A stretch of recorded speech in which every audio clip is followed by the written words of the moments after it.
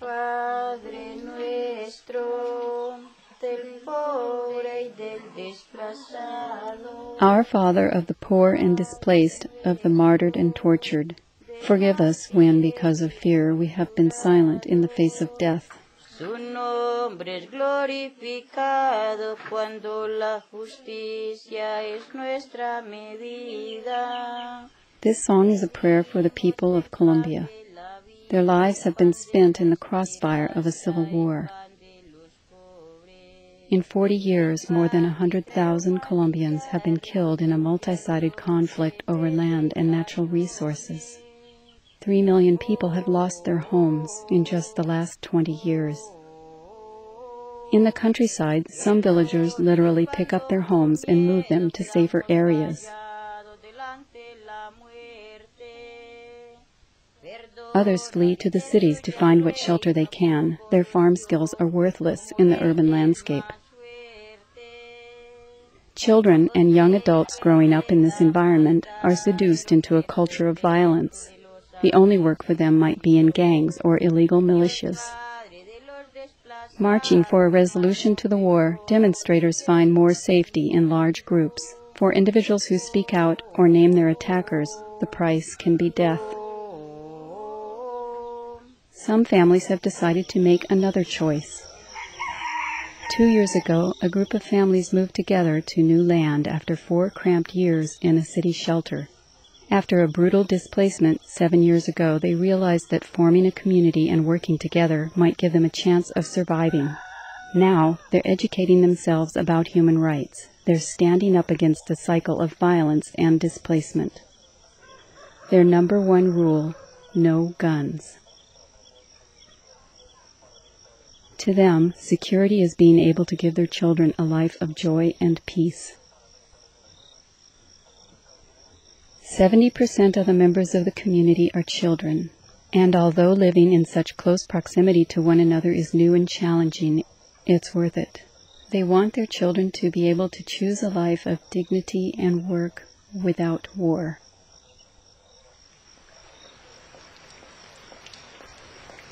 It's raining. Mothers rush to pull their drying laundry off of the lines. Water is life. The community knows it is blessed to have an abundant source of water. Potable water is crucial to the health of the community's members. At this farm, every home enjoys its own spigot. A cistern, which gravity feeds water to their homes and fields, is scrubbed daily to keep it free of debris and the water flowing.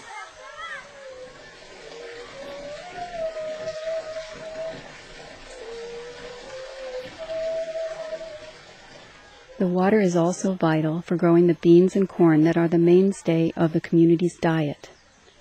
They call themselves a community of life and work. In the shelter, they were hungry and bored. Now their ability to farm is a source of dignity and pride. Finally, there is enough food for everyone. One family has saved up enough money to purchase a milk cow which calved this spring. 5 quarts a day of fresh milk are a big deal to them. When they first came to the farm, they could only give their children sugar water. Most of the families owned cattle that were stolen during the displacement. Now, the community has a small herd of cows which graze on the ridges above the farm.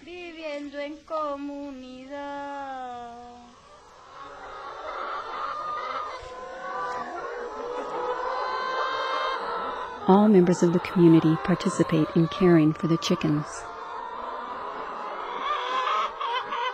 The goal of a chicken project with 300 laying hens is to provide an egg a day for each community member.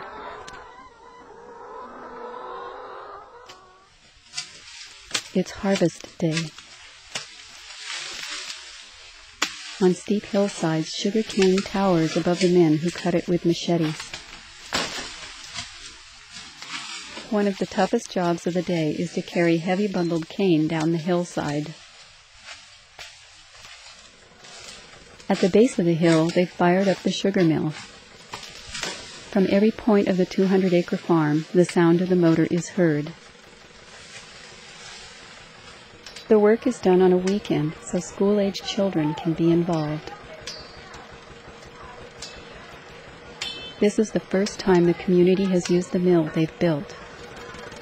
Cane that has been brought down the hill all morning is fed into a large juicer.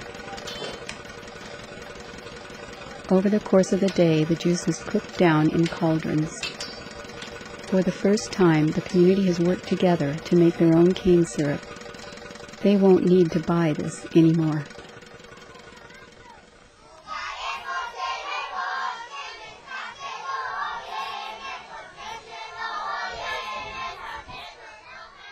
During the week, the kids go to school. Education is so important to the community that the first thing they built on their new farm was a schoolhouse.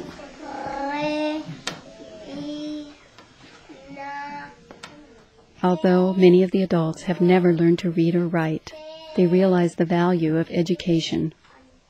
It's key to building a durable future for the farm and their children. Bueno, 6 es 6.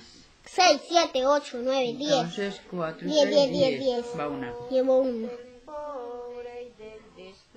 The colors in the community's flag represent the memory of those killed during the displacement, their hope for their children's future, and their relationship with Mother Earth, which they see as a shared human responsibility.